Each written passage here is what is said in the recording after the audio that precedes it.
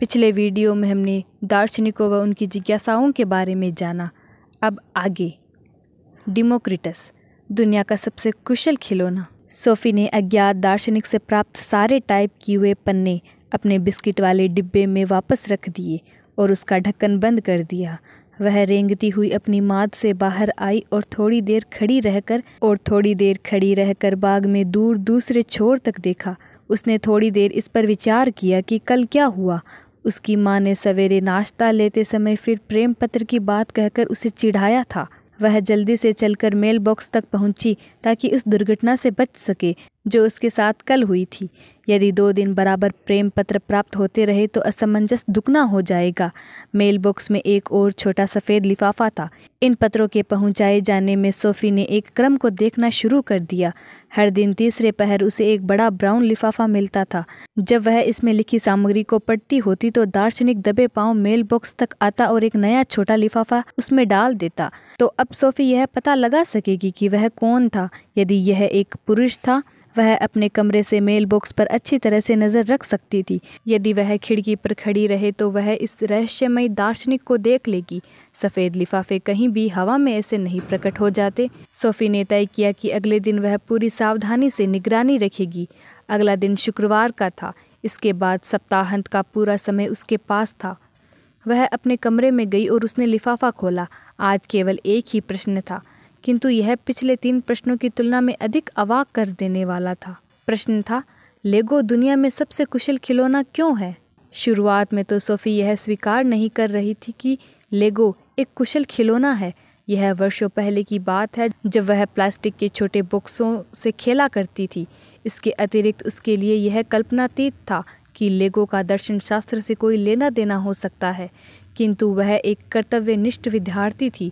अच्छी तरह से खोजते हुए उसने अपनी अलमारी की सबसे ऊपर के खाने में वह थैला ढूंढ निकाला जिसमें अलग अलग शक्लों और आकारों के लेगो भरे पड़े थे।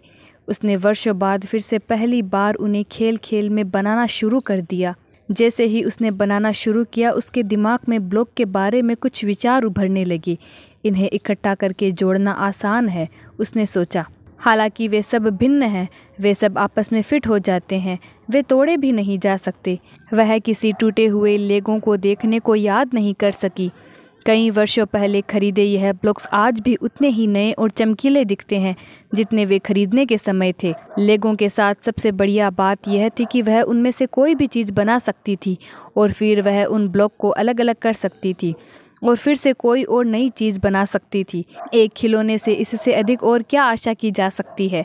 सोफी ने महसूस किया कि लेगो वास्तव में दुनिया का सबसे कुशल खिलौना कहा जा सकता है, किंतु इसका दर्शन शास्त्र से क्या लेना देना था? यह अभी भी उसकी समझ से बाहर था। उसने एक बड़ा गुड़िया घर बनाने का काम लगभग पूरा कर लिया था। भले ही यह मान लेना उसे बेहद नापसंद हो, उसे ऐसा आनंद युगों युगों से कभी नहीं आया था। लोग बड़े होकर खेल खेलना छोड़ क्यों देते हैं? जब उसकी माँ घर पहुंची और उसने सोफी को यह सब करते देखा तो वह तत्काल बोली, क्या मज़ा है। मुझे यह देखकर बड़ी खुशी हुई कि तुम अभी भी इतनी बड़ी नहीं हुई हो कि खेलना छोड़ दो। मैं खेल नहीं रही हूँ, सोफी ने गुस्से में भरकर पलटवार किया। मैं एक बेहद पेचीदा दार्शनिक प्रयोग कर रही हूँ। उसकी माँ ने एक गहरी सांस ली। संभवतः वह सफ़ेद खरगोश और जादुई टोपी के बारे में सोच रही थी। अगले दिन जब सोफी स्कूल से घर आई तो एक बड़े ब्राउन लिफाफे में उसके लिए कई और पन्ने थे। वह उन्हें अपने कमरे में ऊपर ले गई। उन्हें पढ़ने के बाद वह प्रतीक्षा नहीं कर सकती थी, किंतु साथ ही साथ उसे अपने मेल बॉक्स पर भी नज़र टिकाए रखनी थी। सोफी ने लिफाफा खोला। अणु सिद्धांत। लो, मैं फिर आ गया सोफी। आज तुम्हें महान प्राकृतिक दार्शनिकों में से आखिरी दार्शनिक के बारे में कुछ बताऊंगा। उसका नाम है डेमोक्रिटस, जो कि 460 ईस्वी से 370 ईस्वी तक था और वह उत्तरी एजियन के समुद्र तट के पास के एक छोटे से कस्बे एबडेरा का रहने वाला था।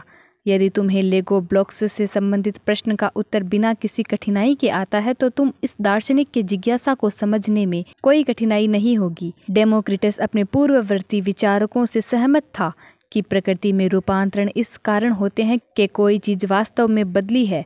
इसीलिए उसने यह परिकल्पना की कि हर चीज़ बहुत सूक्ष्म अदृश्य ब्लॉक्स से बनी है और इनमें से प्रत्येक शाश्वत है और अपरिवर्तनशील है।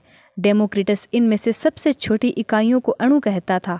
एटोम अणु शब्द का अर्थ है अविभाज्य यानी काटा न जा सकने वाला।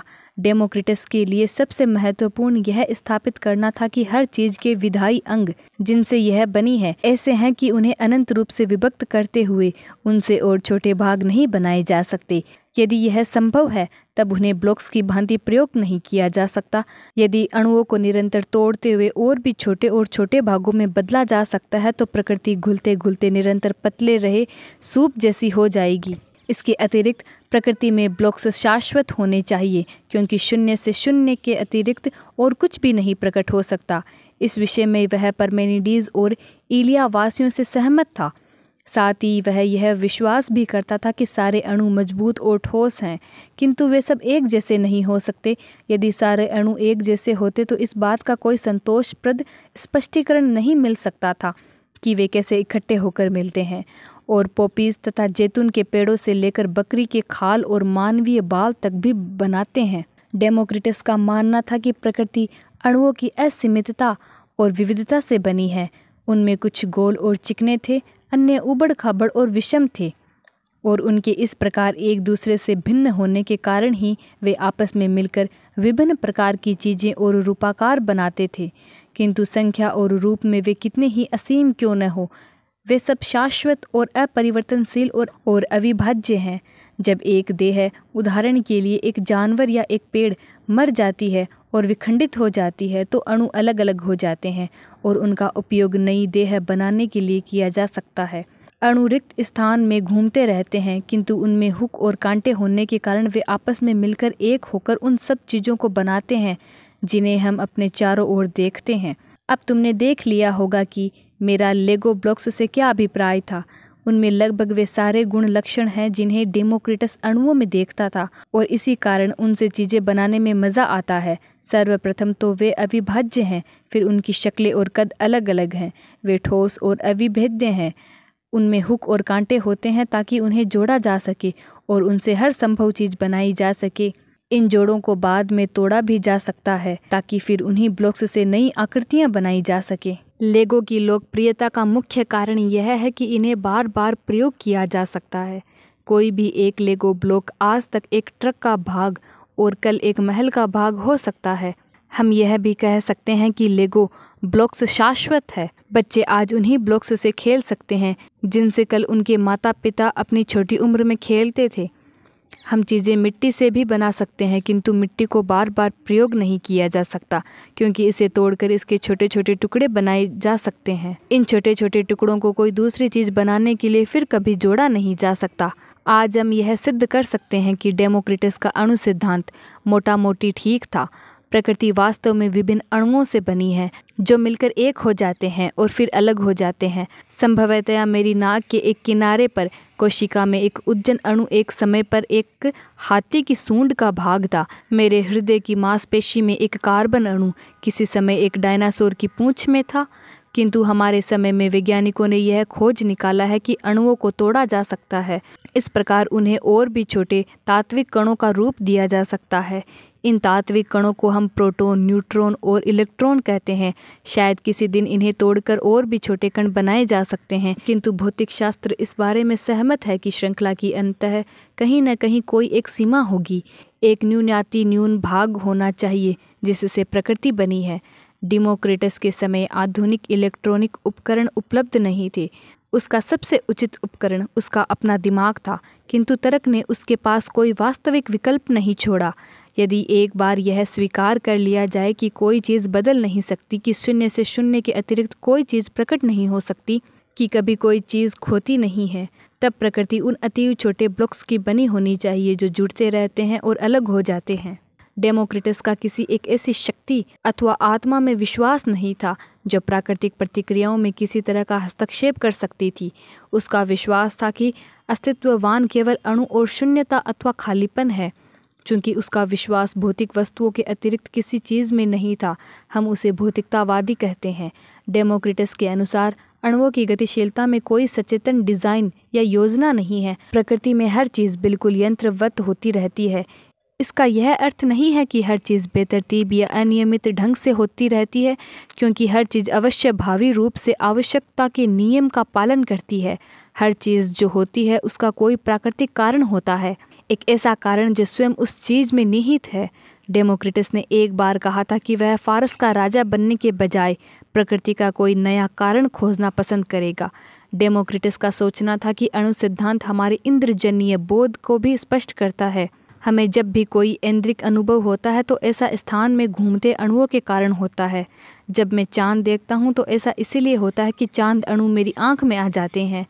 किंतु फिर आत्मा के बारे में क्या कहा जा सकता है? निश्चय ही वह भौतिक अणुओं की नहीं बनी है। वास्तव में यह कुछ ऐसी हो सकती है। डेमोक्रिटस का विश्वास था कि आत्मा विशिष्ट गोल चिकने आत्मा अणुओं की बनी थी। जब एक मनुष्य की मृत्यु होती है, आत्मा अणु विभिन्न दिशाओं में उड़ जाते हैं और फिर से एक नए आत्मा निर्माण का भाग बन सकते हैं। इसका अर्थ यह हुआ कि मनुष्य की आत्मा अमर नहीं है। यह एक अन्य विश्वास है जिसे आज तक बहुत से लोग मानते हैं। यह लोग भी डेमोक्रिटस की तरह मानते हैं कि आत्मा मस्तिष्क से जुड़ी हुई है और यह कि एक बार मस्तिष्क का विघटन होने पर हमारे अंदर किसी प्रकार की चेतना नहीं रहती। फिलहाल के लिए डेमोक्रिटस का अणु सिद्धांत यूनानी प्राकृतिक दार्शनिकों के अंत का चिन्ह है। हिरेक्लिटस की तरह उसका भी यह विश्वास था कि प्रकृति में हर चीज़ बहती जा रही है, क्योंकि रूप आकार आते और जाते रहते हैं, किंतु हर बहने वाली चीज़ के पीछे कुछ शाश्वत और अपरिवर्तनशील चीज़ें थीं जो बहती नहीं हैं। डेमोक्रिटस उन्हें अणु कहता था। पढ़ने के दौरान सोफी ने कई बार खिड़की के बाहर यह देखने के लिए निगाह डाली कि रहस्यमय पत्रकार संचालक मेल बॉक्स में कुछ डालने के लिए तो नहीं आया है। अब वह सड़क पर टकटकी लगाए बैठी हुई है और जो पड़ा था उस पर विचार कर रही थी। उसने महसूस किया कि डेमोक्रिटस के विचार कितने सरल किंतु फिर भी कितने बढ़िया थे। उसने मूल सार तत्व और रूपांतरण की समस्या का वास्तविक समाधान खोज लिया था। यह समस्या इतनी पेचीदा थी कि दार्शनिक की कई पीढ़ियां इस समस्या के इर्द गिर्द उलझन से भरी हुई घूमती रही थी और अंत में डेमोक्रिटस ने इसे अपने आप केवल अपनी साधारण सूझबूझ का सहारा लेकर हल कर डाला था। सोफी मुस्कुराए बिना न रह पाई। यह बात सच होनी ही चाहिए कि प्रकृति कुछ ऐसे छोटे छोटे अत्यंत सूक्ष्म अविभाज्य कणों से बनी हुई है जो कभी नहीं बदलते। किंतु इसके साथ ही साथ यह भी साफ था कि हिरेक्लिटस यह सोचने में सही था कि प्रकृति में सब रूप आकार बहते रहते हैं, क्योंकि हर चीज़ नष्ट होती है, जानवर मरते हैं, यहाँ तक कि पर्वतों की श्रेणियाँ भी धीरे धीरे क्षरित होती रहती है। खास बात या बिंदु यह था कि पर्वत श्रेणियाँ बहुत छोटे अविभाज्य अंशों की बनी होती है और जो कभी खंडित नहीं होते। इसके साथ ही साथ डेमोक्रिटस ने कुछ प्रश्न भी उठाए थे। उदाहरण के लिए उसने कहा था कि हर चीज़ यंत्रवत घटित हो रही है। एम्पीडोक्लिस और एनेक्सागोरस के विपरीत उसने यह स्वीकार नहीं किया कि जीवन में कोई आध्यात्मिक शक्ति होती है। डेमोक्रिटस का यह भी विश्वास था कि मनुष्य की आत्मा अमर नहीं होती। क्या सोफी इस विषय में निश्चिंत हो सकती थी? उसे मालूम नहीं था। दर्शन शास्त्र का कोर्स तो उसने बस अभी ही शुरू किया था। आगे की कहानी जानने के लिए सब्सक्राइब फॉर मोर।